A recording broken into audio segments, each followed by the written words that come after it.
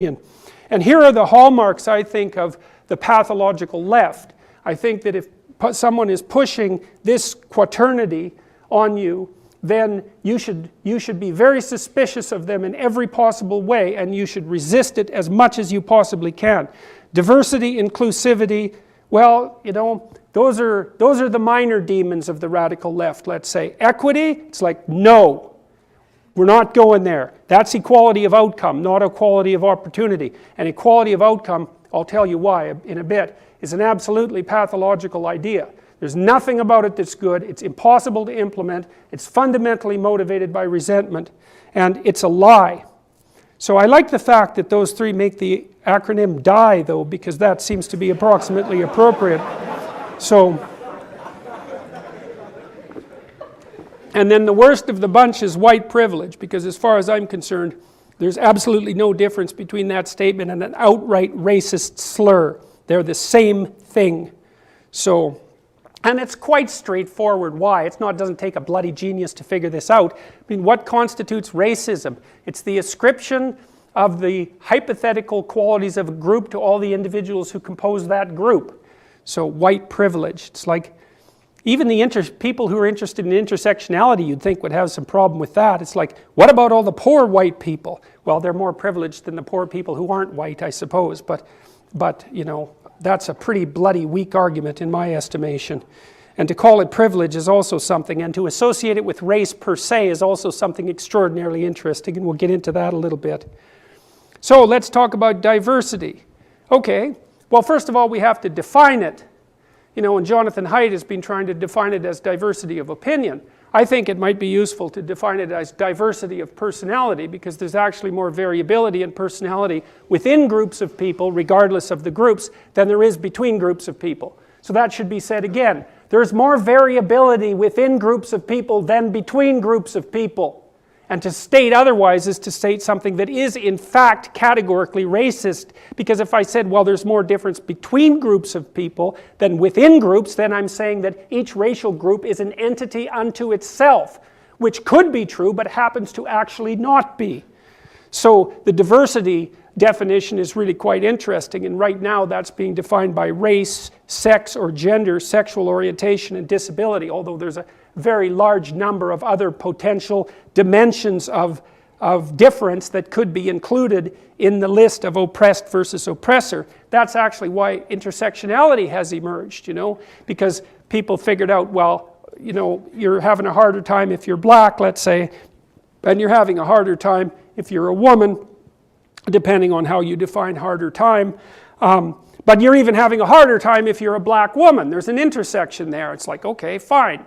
Well, where are we going to stop with the intersections? I figured out the other day, if each of those categories could be differentiated into 100 subunits, you know, who knows how many there are, with gender or sex, there's an infinite number of them apparently, then you need 6 dimensions before you're down to 1 in a billion. So 6 dimensions of intersectionality brings you down to the level of the individual, which is the flaw in, what would you call it, identity politics theory manifesting itself as an internal contradiction. So I think that's very funny. If you push intersectionality to its final frontier, you break down everyone to the level of the individual, which is actually what I think Western culture figured out about 4,000 years ago, is that the ultimate minority is the individual, and the fairest society is one where individuals are allowed to rise to the level of their ability, because what are you going to do? You're going to co-vary out all their differences?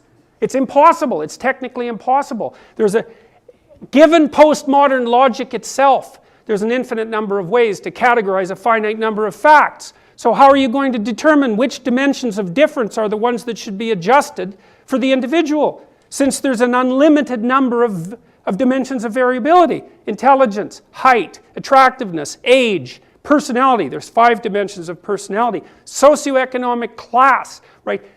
Degree of historical oppression. You know, that can be seriously multiplied endlessly. So what are you going to do? Control for all those? It's like, good luck. That's never going to happen. And then diversity in the service of what exactly? You know, the idea that a group of people that's racially diverse is better at problem solving than a group of people who isn't. There isn't a shred of evidence to support that idea. It's a presupposition, a supposition. And it also brings you back to something like racial essentialism, right? I mean, so in every possible way, logically and practically, it's a non-starter. And I think the diversity issue is irrelevant anyways, because I think the fundamental reason that the postmodern neo-Marxists push diversity is because it's another way that they can attack the power structure that they regard as patriarchal and oppressive. Say, well, it's in the service of the working class and the oppressed. It's like, we already covered that a little bit with regards to the Marxist claims to be working on the side of the working class, when in fact what really happened was that many of them, perhaps most, were killed. And the ones that weren't killed were certainly at least made extraordinarily miserable, which maybe is even better than killing them if you're particularly malevolent. Today, and see, one of the things that's happening that's quite pathological is, and very interesting, is that the postmodernists, and this is, I think, a direct consequence of training of activists in universities, and the universities have more to be ashamed of than you could list in a 2-hour lecture. I think someone estimated today that about 4,000 colleges and universities will go bankrupt in the US in the next 10 years, and as far as I'm concerned, the faster the better. So, the Toronto District School Board announced recently that it will now give priority to the hiring of diverse staff, especially in racialized backgrounds. Why in? I don't know. I suspect it's because the people who wrote the damn policy are functionally illiterate. But you'd certainly think that if you looked at the intelligence of their policies. And so, what's that? Priority to the hiring of diverse staff, especially in racialized backgrounds. What the hell did that mean? I tweeted that if you weren't going to hire straight, white, I guess cisgendered is the same thing, but we'll use it just because it's such a hateful phrase. If you're not going to hire straight, cisgendered men as teachers, why the hell do you let them into the faculties of education to begin with? You might as well just exclude them before they waste 4 years on your, what would you call them, ideologically rigid pseudo-educational nonsense. Equity, this is something I really like. There's the little happy thing. Equality of opportunity on the left versus equity on the right. You see, the little kid gets to lift up and eat the apple. Isn't that lovely? But what happens really in equity is that everyone gets to have exactly the same depth of grave. And they're perfectly equal when they're 6 feet under. And if you don't believe that, then you can look at what happened in the Ukraine in the 1930s during the Holodomor, when the Russians decided that, or the Soviets decided that it was perfectly reasonable to ascribe class guilt to the successful farmers and wipe them out, and then starved 6 million Ukrainians to death, thus establishing a certain equality.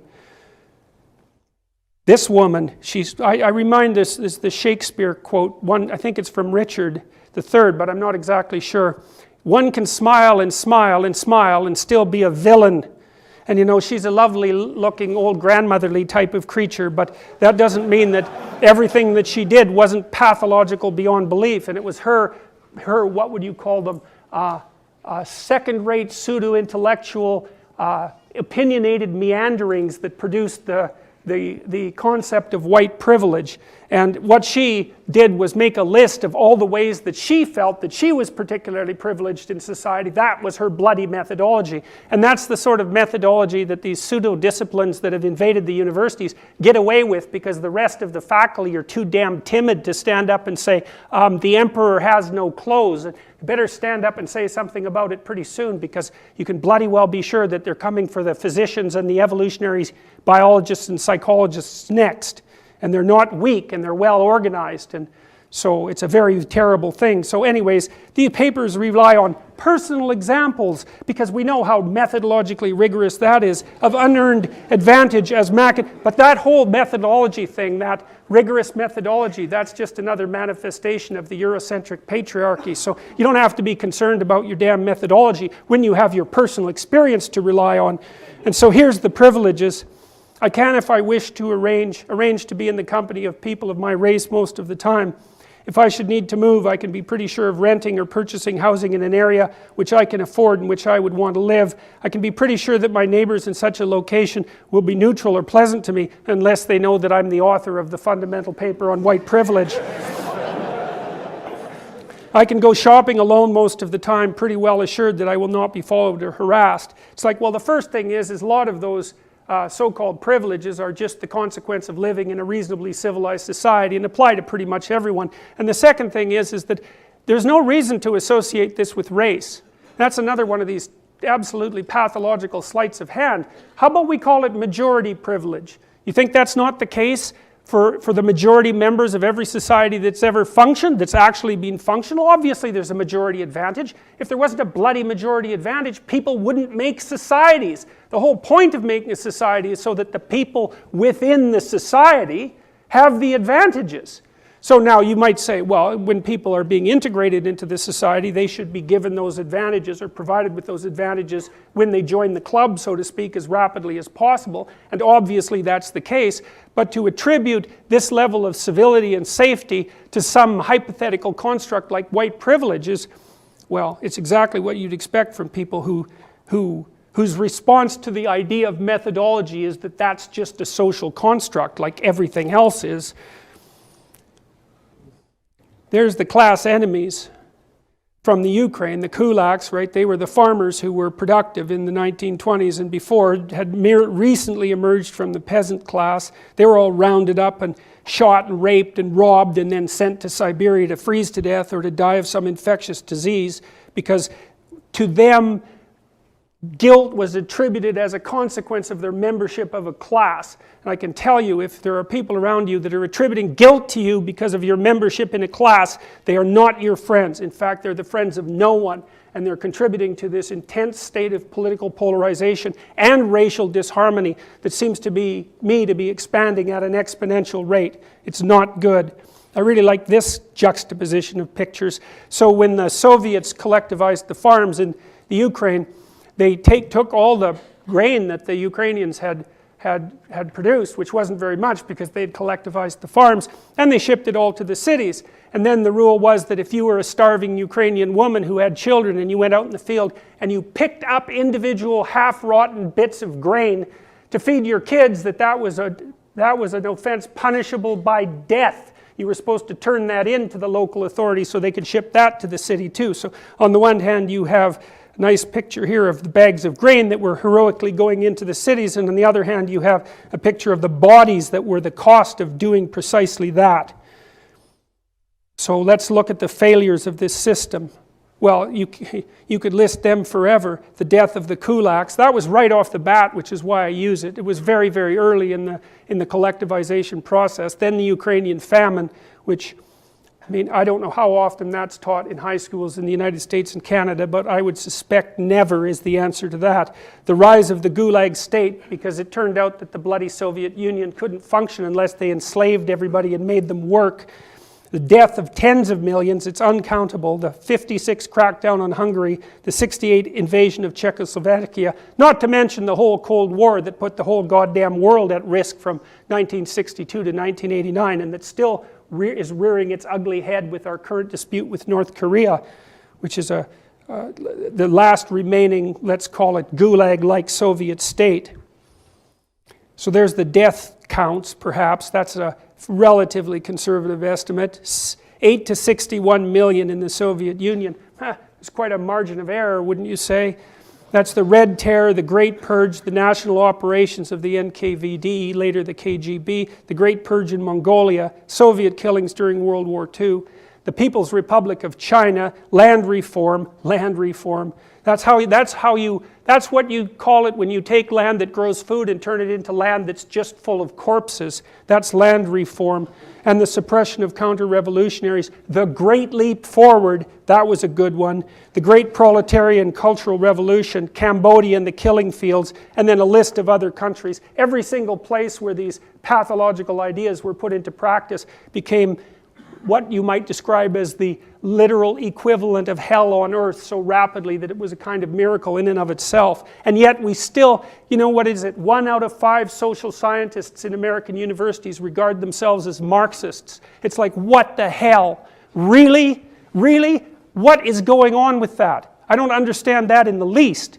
You know, I don't understand why that pathological ideology that's so murderous, so intensely murderous, and so closely tied to the genocides from a causal perspective cannot have accreted to it the same, what would you call, unutterable state that Nazism has accrued to itself. What's going on? Why don't we see it that way? I don't understand that. I mean, maybe it's because of the hypothetical universal utopia that the damn Soviets were aiming at. Maybe you could get away with that in 1895, you know, or maybe after World War I when things were brutal and the monarchies of Europe were collapsing and everything was chaotic. You didn't know that your utopian ideas were going to result in an absolute catastrophe, but it's 100 years after that now, almost to the day. And the evidence is clearly in. I'm a Marxist. It's no, you're just jealous because you don't make as much as a bloody investment banker. So that's why you're a bloody Marxist. If you were paid 4 times as much, you'd be a capitalist so fast it would make your head spin.